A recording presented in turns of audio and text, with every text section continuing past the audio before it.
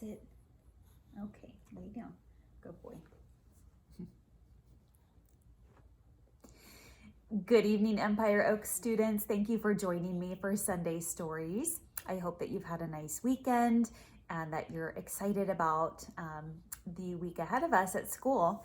Tonight's story also has to do with perseverance, because remember, for the whole month of March, we are focused on books that have to do with persevering, sticking with it, and completing tasks.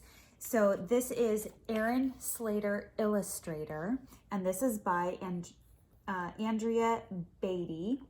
And I want to thank Miss Rears for letting me borrow this book. Okay, I hope you guys enjoy it. And Bentley is here with me this evening. I don't know if you can see him. There he is. He's busy giving himself a bath. Okay, here we go. So I want you to think about, as I'm reading the story, think about what the connection is to, between this story and the idea of perseverance.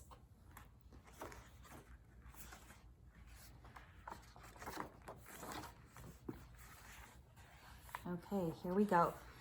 At the end of the garden, in the soft fading light, when the day turns to dusk and the dusk into night, the sweet scent of jasmine floats into the air to mix with the music of laughter, and there, Aaron D. Slater soaks it all in, with his flowery blanket tucked under his chin.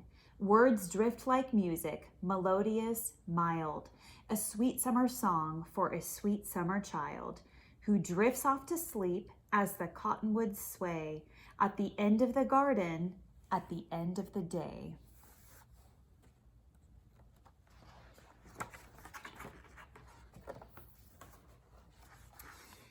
It's summer, then summer, and summer once more. And soon Aaron D. is a youngster of 4.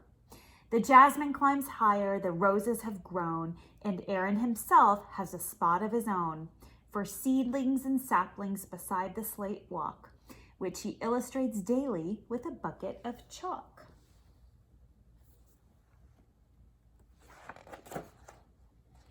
But what he loves most, what makes Aaron's heart sing, is to listen to books in the old garden swing. To write stories, he thinks, is the greatest of all things.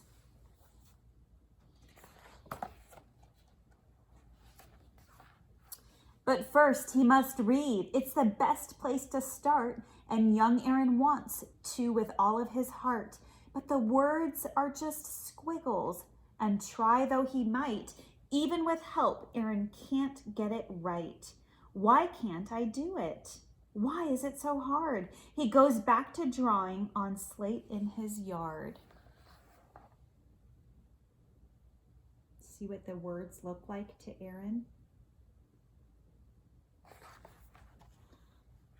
So Aaron has difficulty with reading.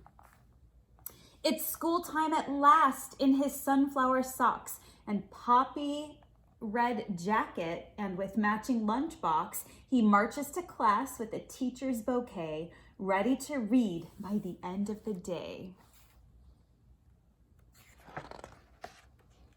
But he doesn't that day, or that month, or that year. And though he makes progress, it's painfully clear he'll never quite get it like all of his friends. Since he'll never stand out, he decides to blend in.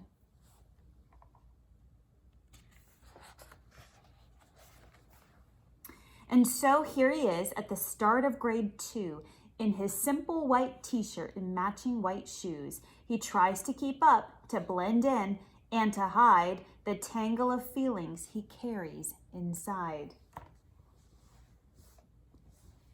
How do you think he's feeling?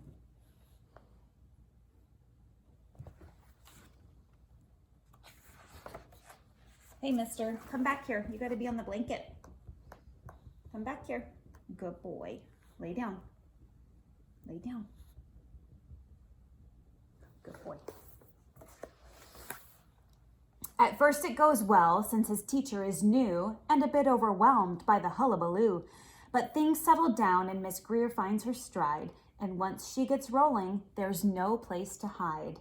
Class, she says, here's an assignment for you. Write me a story. Write something true.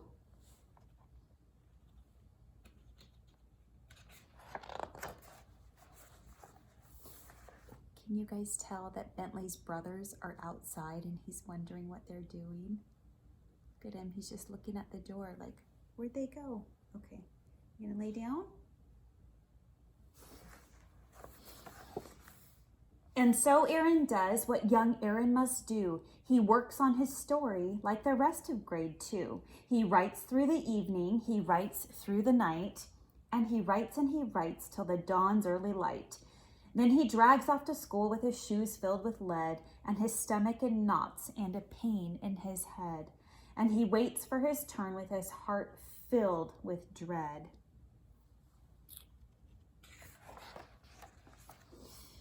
Miss Greer calls his name and Aaron D. stands and unfolds the sheet in his trembling hands. And he reads, well, he tries, but it's so hard to start with 33 eyes peering into his heart. So he stares at his shoes and his sunflower socks. Then he closes his eyes and then young Aaron talks. Once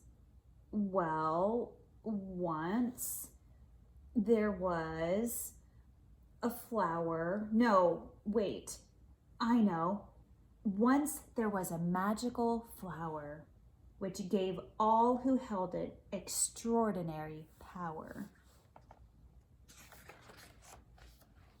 And so begins the most perfect of tales of an imperfect hero whose courage fails when the day turns to dusk and the dusk into night and the moon rises high and the dragons take flight.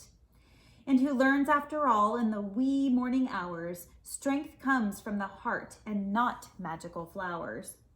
That beauty and kindness and loving and art lend courage to all with a welcoming heart.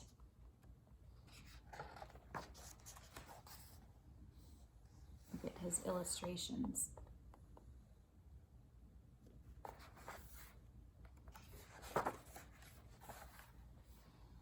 And when the quest ends and the sweet flower dies, the students all gasp and Miss Lila Greer cries. The silence that follows rattles his heart. He tries to say something, but where could he start? He turns in a paper with no words at all, then blinks back a tear and escapes to the hall, where Miss Lila finds him by the slate-colored wall. So what did Aaron do?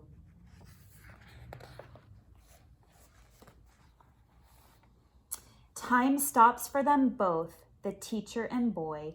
His heart fills with anguish, and hers fills with joy at the soul of this artist, courageous and true. She smiles and whispers, Aaron, thank you.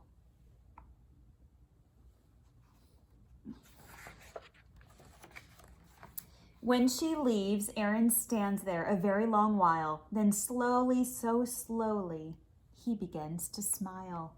And he feels like he does with those books in the swing, as a new hope inside starts to make his heart sing.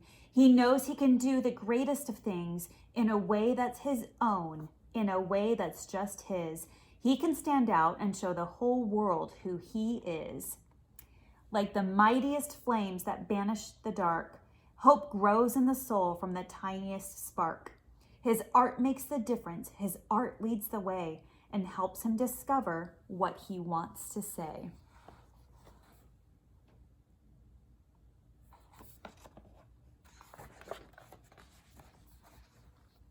And his reading gets better. Of course, it's still tough, but each day they work like it. But each day that they work is a little less rough. Like all imperfect heroes at the start of a quest, he must do what he can and hope for the best. So even though that reading is really challenging for him, he keeps trying. Look at his beautiful artwork. Now in the hallway, a new garden grows with jasmine and poppies, a rambling rose, books, art, and music.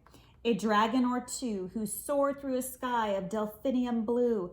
The art tells a story, melodious, mild, furious, fragrant, wonderful, and wild. It's all from the heart, and all of it's true for Erin, Miss Greer, and the kids of grade 2. It's a place full of beauty for one and for all, the illustrator's garden at the end of the hall.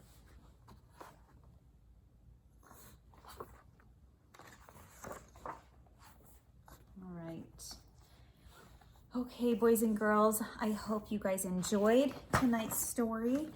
And remember that Erin teaches us a good lesson about finding something that you are good at, and it may not be the same as everyone else. So even though Erin had difficulty with reading, he turned out to be a wonderful artist and illustrator, and those were his strengths.